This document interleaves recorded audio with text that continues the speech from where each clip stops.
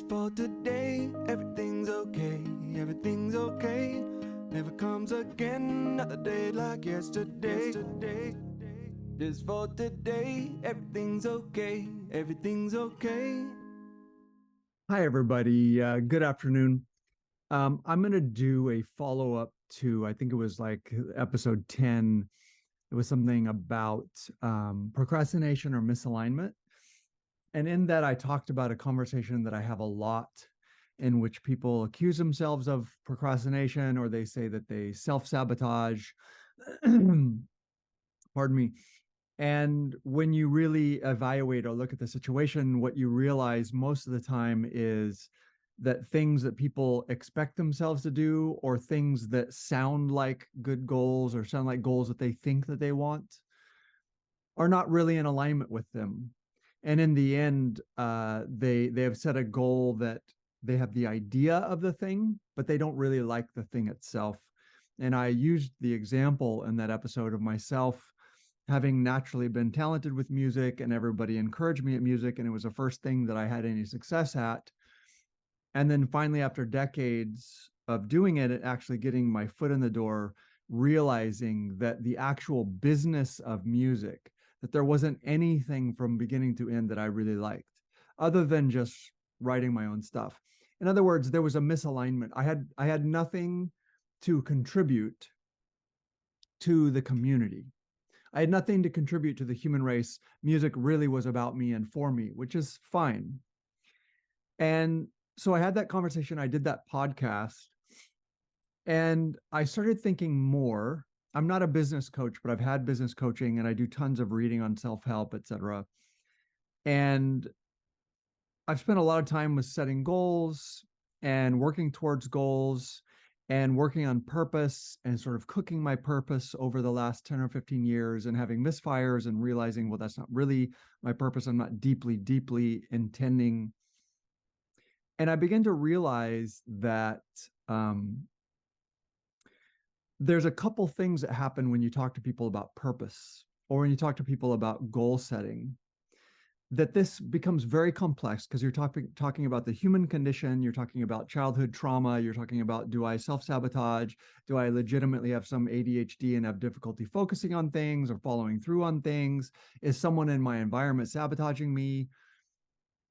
There's a lot of things that can go on. Is the world just not cooperating?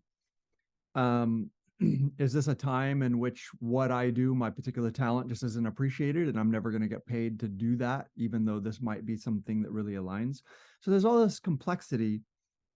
But as I was thinking through it today, I realized that there are a couple of questions you can ask yourself, or there are these things that emerge when I go through a set of questions that a business coach might ask, or a motivational coach might ask about, okay, so what is your goal? What is your purpose? And then you start asking questions like, well, why? Why do you want that? Like, people will set as a goal, well, I would like to make, 3 million over the next 5 years in my business, or whatever the goal is. And so anytime there's this concrete external objective goal, you want to ask, well, why? Why do you want to do that? And as you go through that, I think that's called Socratic method, where you just keep asking about the purpose behind that purpose and the purpose behind that purpose, so that you drill down into gut level, almost a priori intention. And there's a couple of things that emerge with people who feel stuck. And I remember these things when I was working my own goals. There was always something that felt disingenuous about setting goals. I never set goals. It just felt disingenuous to me. And I knew that goals worked, and I knew that everyone who succeeded at things set goals. But I did not connect to it deeply until maybe the last 8 or 10 years in my therapy practice. And here are the two things that you realize when you really examine. And you can even do this when you sit down and try to evaluate your own purpose. What's your own purpose? Two things are revealed. One is People will express goals, and I talked about this in episode 10 a little bit, but I'm doing a deeper dive into it. People will express goals that have objective things that sound good or they sound right. People know that you should probably say, well, I want to help people. Well, how are you going to help people? Well, I want to contribute the service. I think the product that I make is really good and it's going to help people. They're going to be less frustrated, or, whatever the product or service is that you're providing. Well, you know how to say why people should want it. So people will say that. They'll try to sound altruistic about it because they know they're supposed to.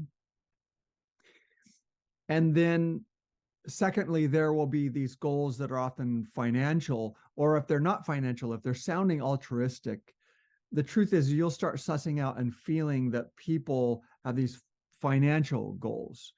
Well, so you want to set up whatever, an online connection, an online business where you consult for people, et cetera, et cetera. Well, why do you want to do that?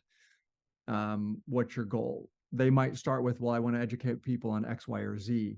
Well, why do you want to do that? And ultimately, if they're honest, it often drills down to, well, because I want to make this much money. Why do you want to make that much money? If you keep drilling down, ultimately what you'll find is two things that mean the same thing. One is there will tend to be financial motivations. Nothing wrong with that. I'm not criticizing financial motivations. I need to make money to support my family and my life. And I take very seriously generating money and managing money. But when it comes to purpose, unless you're into the art of making money, really into the art of making money, that's not really your purpose if you're, say, a musician or if you're a doctor, right? You would assume that there's some deeper passion. Now, maybe you're good at making money and you want making money to be a symptom of your passion. I want making money to be a symptom of my passion as a therapist, but it isn't my primary passion. It's not my vision, right? There are some people who may go into finance and they may manage some hedge fund, and they may do that because they're super into money and how money moves and what it means, and they're really good at that. That actually is their passion. But for most of us, when it boils down to, oh, well, I have this financial goal. I want to make enough money so that what? Why do you want to make a lot of money? What happens is you begin to realize that people want to make enough money that they no longer have to do the thing that they're using to make money. Do you know what that means? What that means is that thing is not their passion. They've read some self-help books. They've worked with a business coach, maybe. They've listened to some podcasts, whatever. They understand that I should have some altruistic thing that I mean to contribute. So they know how to talk about their product or service in the way that it is of help, of service to others. And then they have some objective goals. I want it to be this size. I want to reach this many people. I want to make this much money. But when you really, really, really drill down, if you know how to keep asking those questions in a way that doesn't feel interrogative or interrogating, so many people want to succeed at their passion and make enough money so that they don't have to do it anymore, which tells you that it's not their passion. So now you get into the psychology of the thing. There's only a couple of reasons it happens. One, people who live in chronic fight or flight, who seem very functional, but they have some very quiet, maybe they've had a difficult childhood, or they've had something that set them up for, they normalized what it is to be in some level of anxiety. That's just normal. They live with a level of anxiety. They know how to manage it. They don't allow it to spill out on other people. They may seem very calm, but all of their reasoning is actually avoidant reasoning. And I'm not trying to pathologize them, even though that's very psychological. To call something avoidant is very psychological, but just because I'm a therapist, I'm using that term. Avoidant means the behaviors and the thinking and the words I say are all driven by a motivation of attempting to escape the things I'm engaging or to escape something. It's avoidant, right? Someone may force themselves to go to a holiday business party, but they may be doing it because they're like, well, this is the one I can't miss. But if I check this one off, people can't give me crap for the fact I don't go to the others. That's avoidant, right? I'm doing this thing in order to escape. I'm doing this thing, I'm paying down on this so that I can escape it, right? So when people talk about purpose and goals and this is my passion and blah, blah, blah, so often when you cook it, when you get underneath, there's actual avoidance. And I talked about that in, again, I think episode 10, when I was talking about the music industry, when the come to Jesus moment for me was when I had to really, really be honest with myself and say, if I invite another artist in and I help produce their music, or if I go to a club to listen to an interesting artist for the interest of going up to them and saying, hey, you sound amazing. I have a studio. I would love to produce some of your songs. If I write and produce, and if I go to a music conference and I'm hobnobbing and talking to music publishers and et cetera, did I love that? Honestly, I didn't. No offense against any of those people. Nothing wrong with the people. I just didn't like it. In fact, a lot of times I kind of hated it, almost all of it. So I had this come to Jesus moment where I realized the equation that I was writing, the equation that was driving everything was avoidant. I was doing all of this stuff in the hopes of escaping the doing of all that stuff. In the end, I wanted to work all that industry and do all that stuff that I was passionate about. And it's my goal to do X, Y, or Z and blah, blah, blah, because I hoped to get successful enough to get to sit in my studio and write the way I want to write and play the way I want to play and produce what I want to produce. And I wanted for people to like that, but I didn't want to have to deal with them. So there's a childlike, even a childishness, there's an avoidance in there. But also there's this equation that's self-defeating. I'm literally communicating to the world, I have this passion, you can trust that I'm driven to do this thing. I love this thing. Like I'm going to stay the extra hour. I'm going to donate the extra weekend to you, the artist, even if you can't afford it, because I love doing this. And we started working, like, et cetera, et cetera. But if I did that, I was probably wearing myself out because I didn't like it from the beginning. So it's this false, disingenuous presentation because we've been taught that this is where success comes from. I want to send you this clear message right now in the middle of this podcast. That is not where success comes from. It is not the act of setting goals. It is not the act of working towards goals. You can do all of that, Michigas. You can set short-term goals and medium-term goals and long-term goals. You can set your long-term goal and you can reverse engineer and work backwards to where you are and go, okay, now I know this is the way I'm supposed to work, blah, blah, blah, blah. You can shoot for the right number of subscribers. You can do the correct number of posts every day. You could do all of that stuff. I promise you, either you will not succeed or you will hate your success if you force yourself. You'll be totally worn out and torn down by the experience, because all of those things are just a vehicle to bring you somewhere. But if it is not truly your passion, if you are truly not in alignment and that thing is not in alignment with truly who you are and how you are, those vehicles are meaningless. You can see this on the internet. I talk all the time about a content provider, Bayashi TV, on Instagram. He probably does on TikTok and transfers in Instagram, whatever, right? And he's a chef and he makes stuff and he has his particular shtick. He has this big, big smile And he has certain things that he does, like when he toasts something, he'll take his knife and go make this cool scraping sound. And like he's very stylized with what he does. And he does these quick videos where he makes something and the whole thing is like, eat or pass. And a lot of this is like super deep fried. You look at it and you're like, dude, if you eat that way, you're going to drop dead. God forbid. I hope you don't. But the thing that he has is this is very, very, very him. And you can see that he's having tons of fun. You can see that this is who he is and this is what he does. And he has his format. And then I began to notice that some other chefs were starting to copy his format, right down to wearing the same kind of gloves and pacing the same way, scraping their knife the same way. But it was so disingenuous and weird because it wasn't them.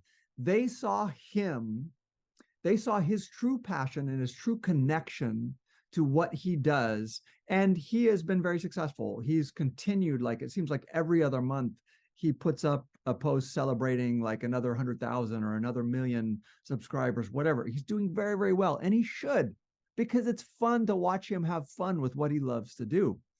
But then you will see these other people imitate because they have this belief that so many people have, that it's the external form of the thing. If this person did this and that worked and now they're successful, well, if I do that, it'll work and I'll be successful. No, it won't. Because what he did that worked was he was deeply himself. And he found a thing that expressed deeply who he is in alignment with him. He found his purpose and he found his way of expressing it. And his way of expressing it worked really well in that format. And so he cooked that format in a way that people could receive who he really is. But when you go and fake it, it looks weird and it's not going to be successful. A, because it's derivative and people look at that and go like, Bayashi TV already did that. Like, why? Like, this is cheesy. But B, because it's not you. It's not you. It's not you. That's not going to work. So people have this perception that a self-help book or a business coach can say, these are the steps that you can take. And these are what successful people do. Successful habits tend to be helpful and they can get things out of the way. But if you don't know if your goal setting and what you say your passion is actually avoidant, if you're actually doing it because you hope to make enough money so that you no longer have to do it, that doesn't work. If you want to talk about physiologically, that's going to wear you out. It's going to wear you out. Even if you manage to get to the point that you're making money, you're working at cross purposes. Every time you go to a conference, every time you meet someone, every time you do a video, blah, blah, there's going to be a deep part of you that's fighting it. That's like, but my goal is to not have to do this. My true deep goal is avoidant, is to not have to do this. And you're making me do this. And so people have the gas on and the brake on at the same time, and you could just see smoke coming off of them. But they'll say all the right things because everyone says, well, you should do this, and you set short-term, a goal without a time limit is just a dream. But yeah. All of that stuff gets cooked and comes out of successful people having learned things that worked. But if you don't know who you are, if you're doing what you're doing to avoid having to do it, if you succeed, you will have absolutely worn yourself down to nothing doing it. If you succeed, which is not success, all you mean is, oh, I made money. I managed to make money out of it. And 99% of the time, people don't succeed. They don't. They keep resisting and fighting and struggling. And then they'll go to therapy and be like, what's wrong with me? Nothing. You're achieving exactly what you set out to achieve, which is, I don't want to succeed at this thing. I don't actually want to do this thing. I just want this thing to actually go out into the world and to magically spin itself into a bunch of money, dump the money on me, and I can go, oh my God, okay, so I don't have to do it anymore. I can just do the one tiny component that I love.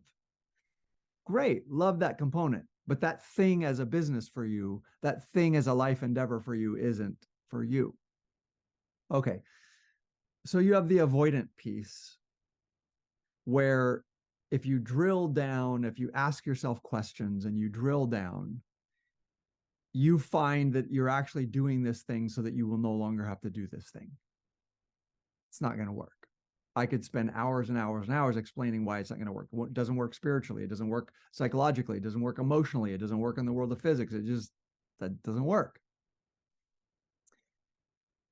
This is going to be sort of a soft point, an obvious point, which is the backside of avoidance.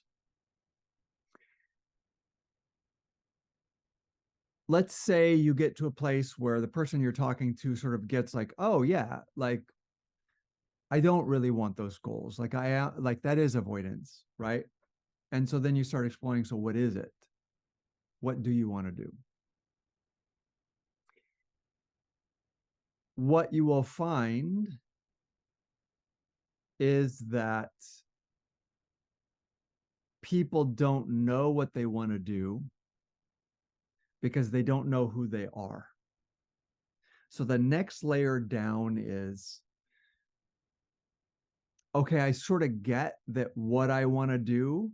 When you truly find a passion, a thing that where you're going to light up the world, you're going to light up yourself, you're going to light up the world, you're going to light up other people, and it's going to work. And a symptom of that is going to be money if you choose to leverage it that way. When you start digging down to like, what is that thing? People are not sure. And they'll be sincere and genuine. And they'll say things like, I really do want to help. Like, I know like the world needs a lot. And at some gut level, since I was a little kid, like I've always wanted to help. Like, I don't know what it is. Like maybe I want to feed starving children, or maybe I want to help. Like they don't know what it is. And you can sit there and talk about that ad infinitum. And here's another message that's both frustrating and helpful. You are never going to know what your passion is if you don't know who you are. If you haven't removed enough shame and guilt and layers of social messaging about who you're supposed to be and who people think you are and what's bad about you and what's good about you and blah, blah, if you don't have a pretty solid understanding of who you are as a biological, psychological, spiritual, whatever gender, how you interact with people, how your brain works, how you naturally think and talk and behave, and what the strengths of that are, etc. If you don't know what that is, how would you know what your passion is? How would you know? Again, to use my own life experience as a demonstration, I loved music. Loved it. I loved it. I loved writing. I loved playing. I was obsessed with playing till about 25. And then it sort of stalled out. I continued to be talented, but then I super got into songwriting and I was passionate about that.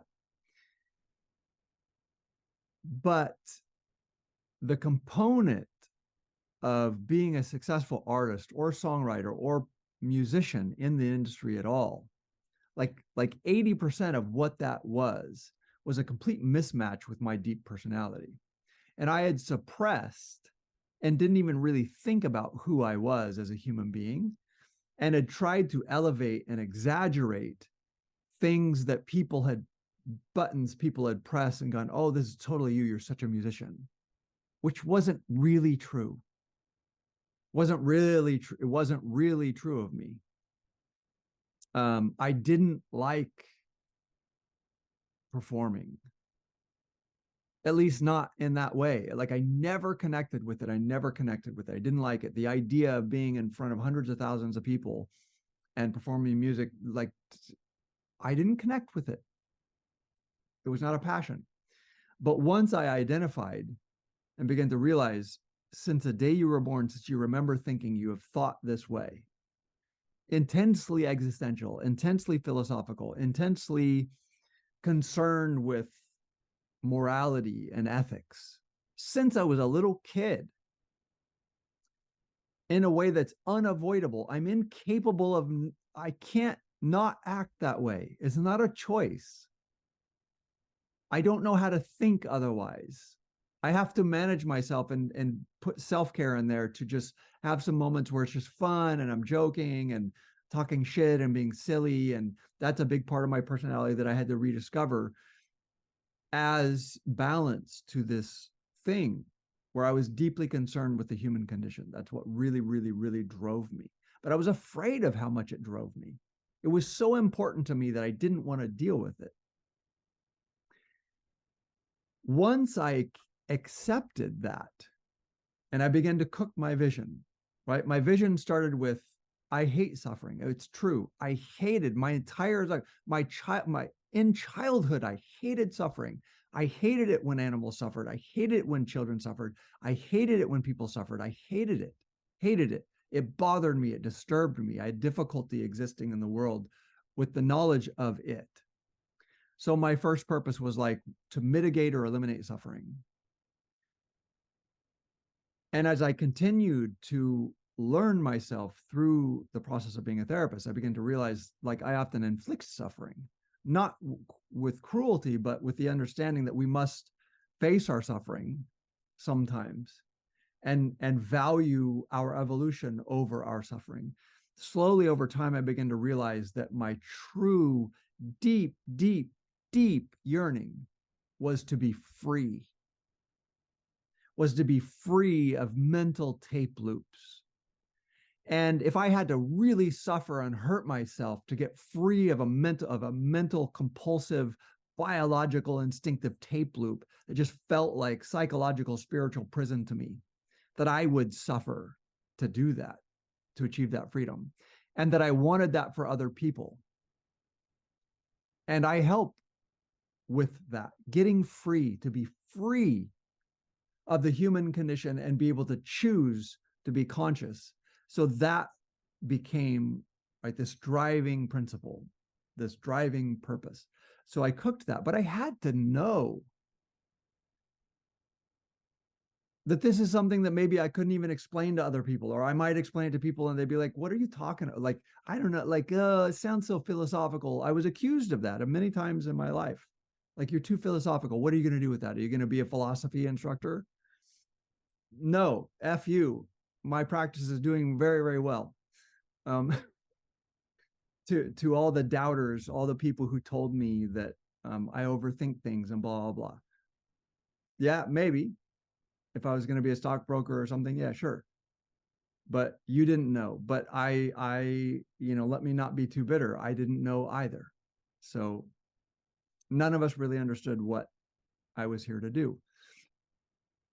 So there's this piece where when you drill down into, okay, what is your purpose? And the person understands that I don't want to be avoidant. I don't want to make my life about just trying to like, oh, I want to do something so that I can make enough money to not have to do it. And I know that my true purpose is maybe really contributing to the human race in a way that's fulfilling to me and fulfilling to others, right? That's true purpose always. You find a passion that really contributes to other people, but you're so lucky because you're like, oh my God, but I love doing it. Like how I love doing something and people really derive meaning and value from it. So how lucky for me, right? How lucky for me. It really serves you and it serves others. That's always true. And then what it comes down to is a really difficult part under there is that if you have difficulty really cooking your purpose, it is most likely because you've never met yourself. You don't really know yourself in the fullness of yourself. And that's hard. That's really, really hard. And if you've had a difficult childhood, if you've been gaslit, abused, or had tons of social expectations imposed on you, there's a lot of pain. There's not insignificant suffering in working through those things that lied to you about who you are, or took who you truly are and shamed you and told you it was bad and it was not good. I had a I'll tell as a one-off anecdote. My college advisor for undergrad, I had done very well. Academically, I like academics. I'd done well, so there were no complaints there. But I asked her for a letter of recommendation, and usually you ask for one that's fairly generic and you write it for them, and then they sort of finesse it or massage it, and then they give you like 10 signed copies so that you can whatever, right? It's not super specific. From undergrad, and she gave me 10 copies of something that said something about my academic abilities and my mind, but then basically said John's problem challenge really is just being too focused on too many things. Like literally said that in my letter of recommendation, right? So this triggered something in her. She was bothered by the fact that I thought through so many different things and et cetera, et cetera. Again, meaning no offense to her, that probably wasn't appropriate, but she might as well have not even written the bloody letter of recommendation. I couldn't give that to anybody. But she was sending me a message and saying, you know, you're unfocused. You're just like worried about too many things. You're working on too many things. Well, a lot of people told me that. Well, guess what? As a therapist, that comes with huge value, that almost anything someone walks in the room with, I'm interested and have spent some significant amount of time thinking about what they're experiencing, right? So that unfocused, right? So many people have received messages about some of the greatest strengths that they have, and because society doesn't understand it, or that person doesn't understand it, or that person is not great at abstract thought, like whatever, you've been criticized and you've been taught to be ashamed, and you've been taught that this really isn't of great value. And by the way, there were lots of people who validated my philosophical bent, and I was even awarded a small grant, and won an award in the philosophy department, and actually worked for one of my philosophy instructors. So I don't want to pretend that I had some horrible, right, long pathway of people saying, but there were lots of people who said things like that to me, and especially in my childhood.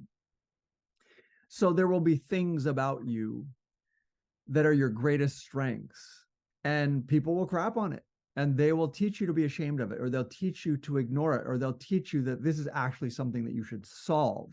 This is your problem and you need to solve this.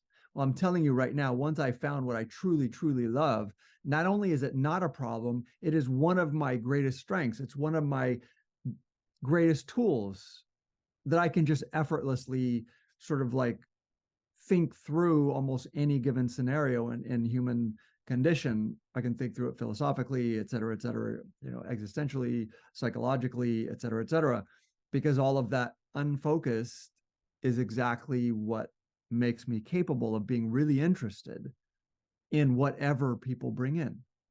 I'm genuinely interested in whatever people bring in. So I'm lucky. So you have those two things, right?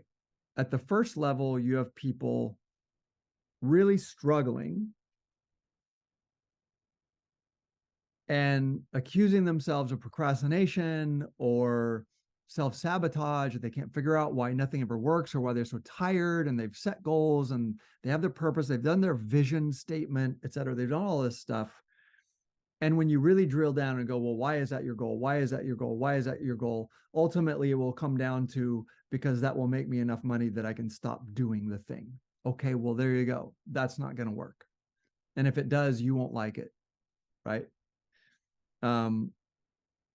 If you do end up making a lot of money at something you don't like doing, then you're really stuck, because now you got to have the guts and the wherewithal, or even the situational ability to leave a lot of money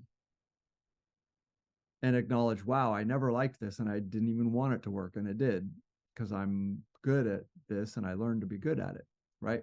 So you get under that, where the gas and the brake is on at the same time, and then you go to what's your true vision.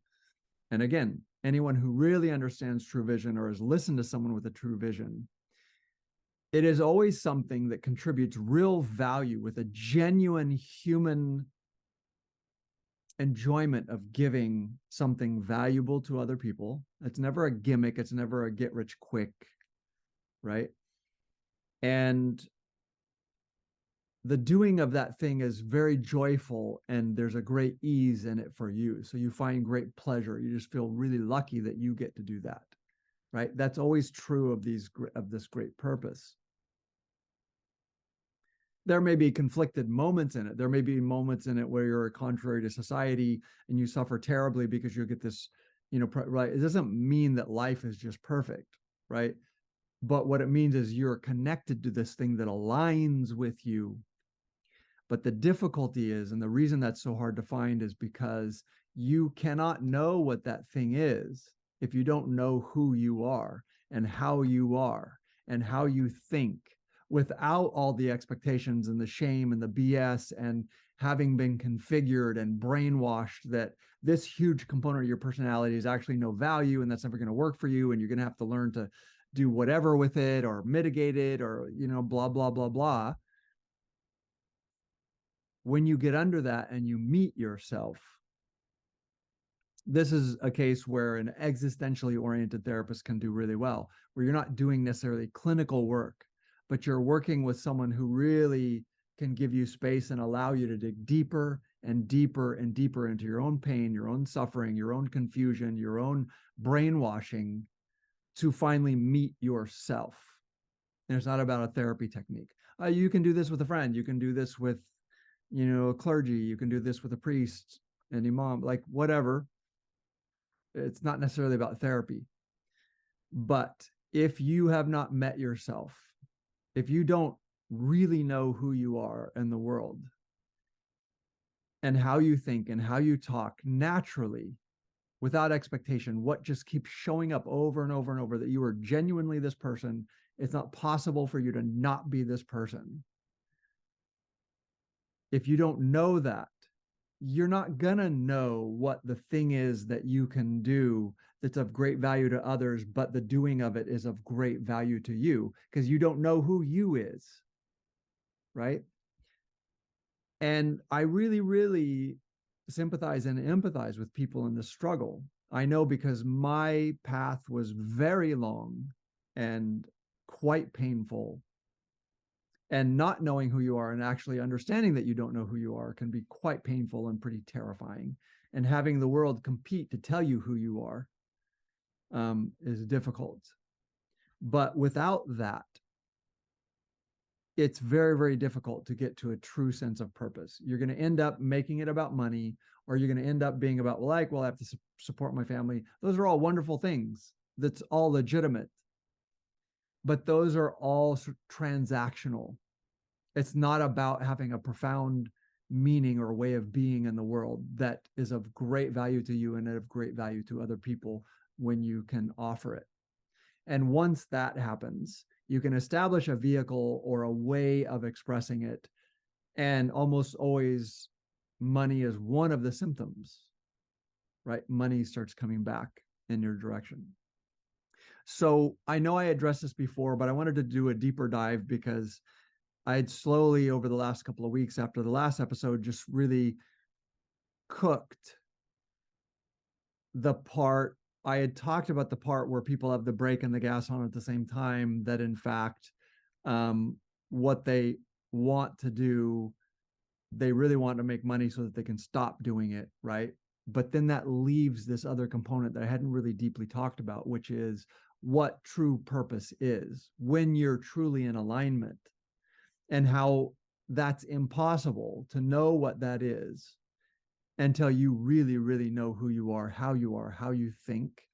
And so if you're really looking for deep purpose and you want to build a business, or you want to find some new direction in life, you're going to have to start with, who am I?